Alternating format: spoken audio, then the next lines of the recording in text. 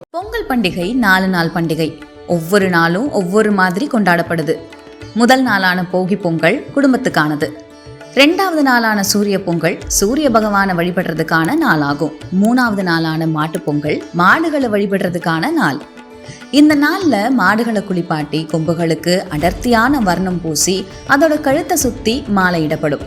கடவுளுக்கு படைச்ச பின்னாடி அந்த பொங்கல் கால்நடை விலங்குகளுக்கும் பறவைகளுக்கும் உண்ணுவதற்காக வழங்கப்படுது. இந்த பொங்கல் வந்தாலே சட்டுன்னு நினைவுக்கு வர்றது ஜல்லிக்கட்டு போட்டிகள்.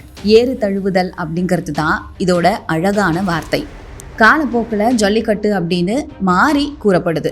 அதாவது ஆங்கிலேயர்கள் நம்ம ஆட்சி செஞ்ச காலத்துல இருந்தே அவங்களோட நாணயங்களான சல்லி காசுகளை ஒரு துணியில முடிஞ்சு காளையோட கொம்புல கட்டிடுவாங்க. காளைய அடக்கிறவங்க அந்த காளையோட கொம்புல கட்டப்பட்டிருக்கிற சல்லி காசை எடுத்துட்டு போகலாம். இதுவே பின்னாட்கள்ல சல்லிக்கட்டு அப்படின்னு மாறி கூப்பிடப்படுது.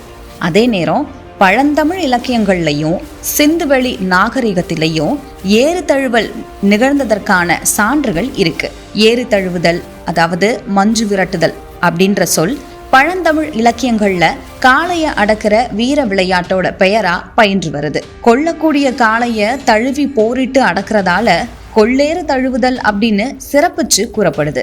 சங்க இலக்கியங்கள்லையும் ஏறு தழுவுதல் பத்தி பாடல்கள் இடம்பெற்றிருக்கு. அது மட்டும் இல்லாம உலகம் முழுக்க இந்திய நாட்டோட ஜல்லிக்கட்டு விளையாட்டு அப்படிங்கிறது பெருசா வியந்து பார்க்கப்படுது. உலக அளவுல இந்திய நாட்டோட பசுக்களோட பால்ல அதிக நோய் எதிர்ப்பு சக்தி காணப்படுறதா அறியப்பட்டிருக்கு. அதுலேயோ புளியங்குளம் இளம் பசுக்களோட பாலே சிறந்தது அப்படின்னு விஞ்ஞானிகளால நிரூபணம் செய்யப்பட்டிருக்கிறதும் மேலும் சிறப்பிற்குரியதா இருக்கு. இத்தகைய ஜல்லிக்கட்டு விளையாட்டுக்கு தடை விதிக்க கோரி பீட்டா போராடிச்சு. பீட்டா இந்தியாவோட குறிக்கோள் என்னன்னா, விலங்குகள் வேறு எந்த வகையிலையும் பரிசோதனை செய்யப்படவோ சாப்பிடவோ அணியவோ பொழுதுபோக்குகளுக்காகவோ அல்லது கொடுமைகளுக்கோ உள்ளாக்க கூடாது. இவங்க ஜல்லிக்கட்டு மூலமா காளைகள் பாதிக்கப்படுவதா வழக்கு தொடர்ந்தாங்க. ஆனா உண்மையிலேயே ஜாலிக்காக ஆடுற விளையாட்டு இல்ல. ஜல்லிக்கட்டு அப்படிங்கிறது வெறும் கேளிக்கையும் இல்ல. காளைகளை அவங்க இதுக்காக இத்தனை வருஷம் பழக்கப்படுத்தவும் இல்லை. இந்த ஜல்லிக்கட்டு காரணமா நாட்டு காளைகளோட அங்கீகாரம் அதிகரிக்கும், அதோட மதிப்பு அதிகரிக்கும், காளைகளோட விலையும் மார்க்கெட்ல அதிகரிக்கும். நாட்டு காளைகளை காக்க இது உதவும். ஜல்லிக்கட்டு காரணமா காளைகளை இவங்க சிறப்பா பாதுகாக்கிறாங்க. இல்லைன்னா வெளிநாட்டு காளைகள் இந்த இடத்தை பிடிச்சிடும். ஜல்லிக்கட்டு தான் நாட்டு காளைகளை பாதுகாக்குது. சர்க்கஸ் மாதிரி ஜல்லிக்கட்டு ஒன்றும் கேளிக்கை இல்லை. ஜல்லிக்கட்டு நடக்காத சமயத்துல இந்த இனப்பெருக்கம் நடக்காது.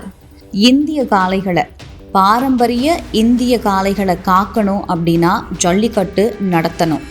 தமிழ்நாட்டில் ஜல்லிக்கட்டப்போ மாடுகள் அதிகமாக மதிக்கப்படும்.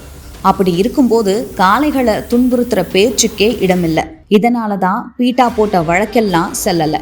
பீட்டா தொடர்ந்த வழக்குல உச்சநீதிமன்றம் ஜல்லிக்கட்டு போட்டிகளுக்கு கடந்த 2014ஆம் ஆண்டு நிரந்தர தடை விதிச்சது. பல சட்ட போராட்டங்கள் நடத்தியும் தமிழக இளைஞர்கள் மற்றும் பொதுமக்கள் நடத்திய மாபெரும் போராட்டத்தோட விளைவா தடை நீக்கப்பட்டு ஜல்லிக்கட்டு போட்டிகள் தொடர்ந்து நடந்துட்டு வருது அப்படிங்கிறது தான் குறிப்பிட வேண்டிய விஷயம். மேலும் தமிழகத்துல பல இடங்கள்ல ஜல்லிக்கட்டு போட்டிகள் நடந்தாலும் மதுரை தான் மிகவும் புகழ்பெற்றது. தை முதல் நாள் அவனியாபுரம், தை 2வது நாள் பாலமேடு, தை 3வது நாள் அலங்காநல்லூர்னு ஜல்லிக்கட்டு போட்டிகள் தமிழர்களோட வீரத்தை இப்பயும் பறைசாற்றிட்டு வருது. தமிழர்களோட வீர விளையாட்டுகள்ல ஒன்னான ஜல்லிக்கட்டு இப்போ பல சிக்கல்களை எதிர்நோக்கி வருது. இருப்பினும் தமிழரோட அன்பின் அடையாளம் விருந்தோம்பல்னா தமிழர்களோட வீரத்தின் அடையாளம் ஜல்லிக்கட்டு தான்.